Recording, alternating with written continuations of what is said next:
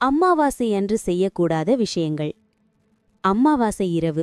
சிலருக்கு இது சாதாரண இரவு, ஆனால் பலருக்கு இது ஆன்மீக சக்தி நிறைந்த நேரம்.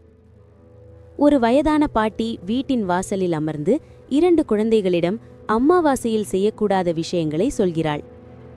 இந்த இரவில் தேரையில்லாமல் வெளியே போகக்கூடாது, சண்டை போடக்கூடாது, மற்றவர்களை காயப்படுத்தும் வார்த்தைகள் பேசக்கூடாது. ஒரு இளைஞன் பாட்டியின் வார்த்தையை கேட்காமல் இரவு நேரத்தில் தனியாக வெளியே செல்கிறான். சிலர் இந்த எச்சரிக்கையை கேட்பதில்லை. அவன் ஒரு பெரிய ஆலமரத்தின் அருகே செல்லும்போது காற்று அதிகமாக வீசுகிறது.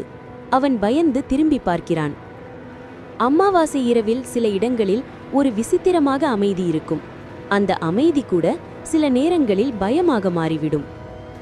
பெண் வீட்டில் தீபமேற்றி குடும்பத்துக்காக பிரார்த்தனை செய்கிறாள். இந்த இரவை பயமாக அல்ல, பக்தியுடன் பார்த்தால் அது நல்ல சக்தியை தரும். அமாவாசை என்பது முன்னோர்களை நினைக்கும் நாள், அவர்களின் ஆசிர்வாதத்தை பெறும் நாள்.